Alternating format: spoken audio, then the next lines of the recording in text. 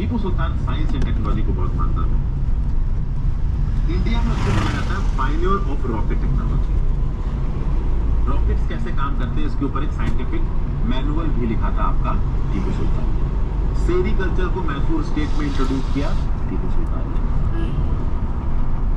Sericulture मतलब silk worming, यानी silk बनाने का प्रोसेस।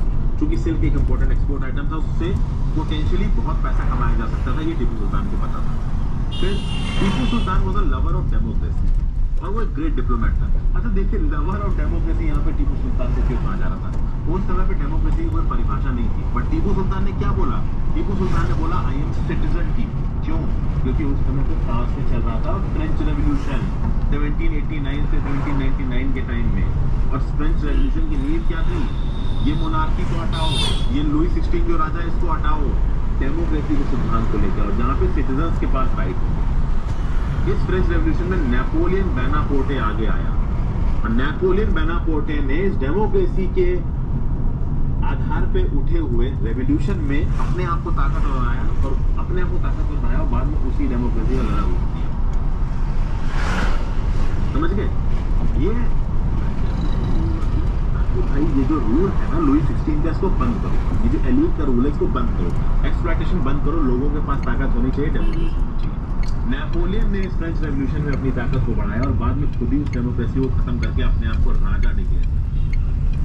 और चूंकि डेमोक्रेसी के सिद्धांत पे पूरा रेवोल्यूशन चल रहा था, तो टीपू सुल्तान ने भी क्या बोला? मैं भी डेमोक्रेसी को मानता हूँ, मैं भी सिटीजन हूँ। आप देखिए, फ्रेंच सोल्जर्स की मदद से सेरिंगपट्टम में टीपू सुल्तान ने क्या बनाया? Jacobin club. और एक ट्री ऑफ लिबर्टी भी उसने प्लांट किया सेरिंगपट्टम में।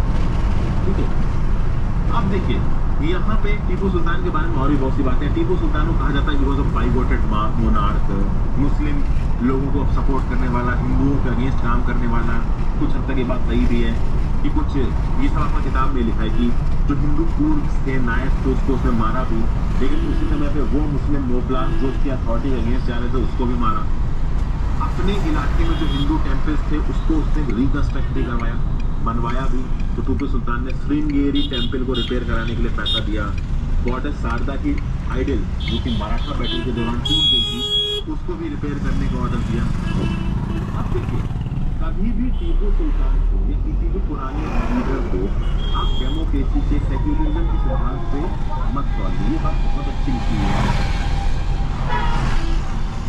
कहने का मतलब क्या है? दोस्तों आज की डेट में सेक्युलरिज्म की बात होती है, हमारा एक संविधान उसमें लिखा हुआ सेक्युलरिज्म, उसको एनफोर्स करने के लिए सुप्रीम कोर्ट है भाई, लेजिस्लेचर अपने हिसाब से कुछ भी नहीं कर सकता।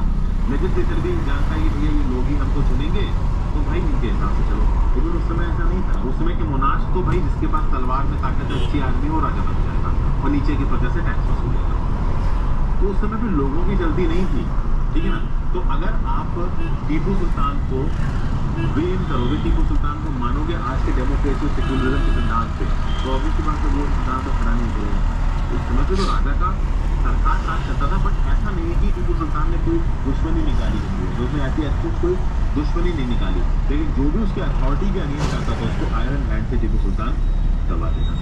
फिर टीपू सुल्तान की खास बात यह है दोस्तों कि उसने पैलिंक्यूज के जो यूज है ना उसको डिस्करेज किया। पैलिंक्यूज ये है, ये देखिए, उसमें जो राजा रजवाड़े थे वो उसके अंदर बैठ जाते थे, लोग इनको उठा के लेके जाते थे, ठीक है? और देखिए लोग इनको उठा के लेके जा रहे हैं तो ये अंदर आराम से बैठे हो। टीपू सुल्तान ने बोला ये सही नहीं है, केवल लेडीज या फिर जो चल नहीं पा रहा ठीक से उनके लिए पैलिंक्यूज का यूज ठीक है, हर कोई पैलिंक्यूज का यूज करे, ये अच्छी बात नहीं। टीपू सुल्तान ने कहा कि भाई कैपिटलिज्म डेवलपमेंट होना चाहिए, फ्यूडलिज्म नहीं होना चाहिए। फ्यूडलिज्म में क्या होता है? इलाके बांट दिए, उस इलाके में आपने जमींदार या आपने रिप्रेजेंटेटिव्स अपॉइंट कर दिए, उस इलाके की जितनी भी जमीन है वो स्टेट की है, स्टेट के बिहाफ पे वो जो फ्यूडल एलिमेंट्स हैं, वो जो लैंड लॉर्ड्स हैं, वो जमींदार हैं, उस जमीन को ओन कर रहे हैं, वहाँ के जो लैंड ओनर्स हैं उनसे पैसा वसूल कर रहे हैं, सरकार को बेच रहे हैं और अपना कट रखते हैं।